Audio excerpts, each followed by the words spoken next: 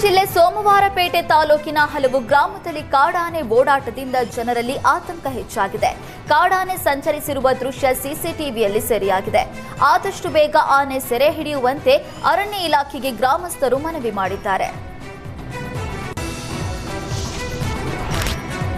ಮಾಜಿ ಡಾನ್ ಮುತ್ತಪ್ಪ ರೈ ಮಗ ರಿಕ್ಕಿ ರೈಗೆ ಸಂಕಷ್ಟ ಮಾತ್ರ ತಪ್ಪಿದ್ದಲ್ಲ.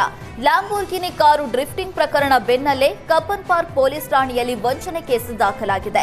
ದೆಹಲಿಯಲ್ಲಿ ಖರೀದಿಸಿದ್ದ ಈ ದುಬಾರಿ ಕಾರನ್ನ ಬೆಂಗಳೂರಿನಲ್ಲಿ ರಿಜಿಸ್ಟರ್ ಮಾಡಿಸದೆ, ಲಕ್ಷಾಂತರ ರೂಪಾಯಿ ಟ್ಯಾಕ್ಸ್ ಕಟ್ಟದೆ, ಫ್ಯಾನ್ಸಿ ನಂಬರ್ ಪ್ಲೇಟ್ ಅಳವಡಿಸಿ ಓಡಿಸ್ತಾ ಇದ್ರು.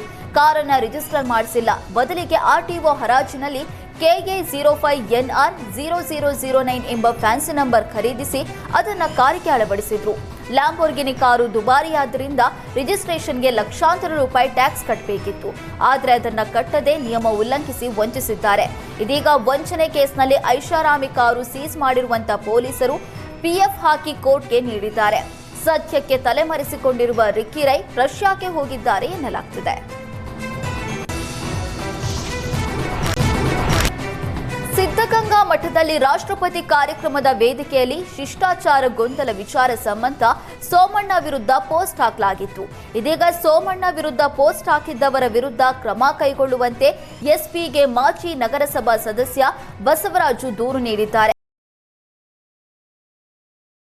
ಆಸನದಲ್ಲಿ ಸಿದ್ಧಲಿಂಗ ಶ್ರೀಗಳು ಕೂತಿದ್ರು. ಭದ್ರತಾ ಅಧಿಕಾರಿಗಳು ಶಿಷ್ಟಾಚಾರ ಉಲ್ಲಂಘನೆ ಅಂತ ಶ್ರೀಗಳ ಆಸನವನ್ನ ಬದಲು ಮಾಡಿದ್ರು. ವೇದಿಕೆಯ ಕೊನೆಯಲ್ಲಿ ಶ್ರೀಗಳನ್ನ ಅಧಿಕಾರಿಗಳು ಕೂರಿಸಿದ್ರು.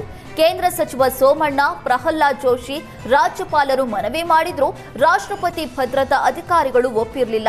ಇದೀಗ ಶಿಷ್ಟಾಚಾರ ಪಾಲನೆ ರಾಜಕೀಯ ತಿರುವು ಪಡ್ಕೊಂಡಿದ್ದು, ಕೇಂದ್ರ ಸಚಿವ ವಿ ಸೋಮಣ್ಣ ವಿರುದ್ಧ ಸೋಷಿಯಲ್ ಮೀಡಿಯಾದಲ್ಲಿ ಪೋಸ್ಟ್ ಹಾಕಿದವರ ವಿರುದ್ಧ ಕ್ರಮಕ್ಕೆ ಆಗ್ರಹಿಸಲಾಗಿದೆ. ಹಣಕಾಸಿನ ವಿಚಾರಕ್ಕೆ ಶುರುವಾದ ಸಣ್ಣ ಕಿರಿ ಕೊಲೆಯಲ್ಲಿ ಅಂತ್ಯವಾಗಿದೆ. ಶಿವಮೊಗ್ಗದ ಸಾಗರನಗರದ ಹೃದಯ ಭಾಗದಲ್ಲಿ ಭೀಕರ ಕೊಲೆ ಪ್ರಕರಣ ಬೆಳಕಿಗೆ ಬಂದಿದೆ. ಕೊಲೆ ಬಳಿಕ ಕಾರಿನಲ್ಲಿ ಮೃತದೇಹ ಇಟ್ಕೊಂಡು ಆರೋಪಿ ಇಮ್ರಾನ್ ಊರೆಲ್ಲ ಸುತ್ತಾಡಿದ್ದಾನೆ. ನಿರ್ಜನ ಪ್ರದೇಶ, ರೈಲ್ವೆ ಹಳಿ ಮೊದಲಾದ ಕಡೆ ಡೆಡ್ ಬಾಡಿ ಎಸೆಯುವುದಕ್ಕೆ ಇಮ್ರಾನ್ ಹಾಕಿದ ಸ್ಕೆಚ್ ಫೇಲ್ ಆಗಿದ್ದು, ಇದೀಗ ಆರೋಪಿ ಪೊಲೀಸರ ಅತಿಥಿಯಾಗಿದ್ದಾನೆ. ಕೆಫಿಯಲ್ಲಿ ಕೆಲಸ ಮಾಡ್ತಾ ಇದ್ದ ಬಿಹಾರ ಮೂಲದ ಟಿಂಕು ಶರ್ಮಾ ಮೃತ ದುರ್ದೈವಿಯಾಗಿದ್ದು, ಹಣದ ವಿಚಾರವಾಗಿ ಮಾಲೀಕ ಇಮ್ರಾನ್ ಮತ್ತು ಟಿಂಕು ನಡುವೆ ವಾಗ್ವಾದ ನಡೆದಿತ್ತು.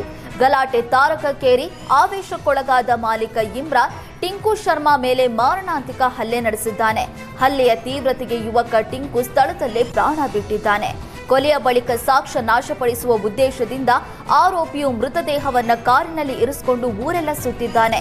ಆದರೆ ಮೃತದೇಹ ಎಲ್ಲೂ ಎಸೆಯಲಾಗದೆ ಕೊನೆಗೆ ಕಾರಿನಲ್ಲಿಯೇ ಮನೆ ಮುಂದೆ ನಿಲ್ಲಿಸಿದ್ದಾನೆ. ಕೊನೆಗೆ ವಿಷಯ ತಿಳಿದ ಪೊಲೀಸರು ಆರೋಪಿ ಇಮ್ರಾನ್ಗೆ ಹೆಡೆಮುರಿ ಕಟ್ಟಿದ್ದಾರೆ.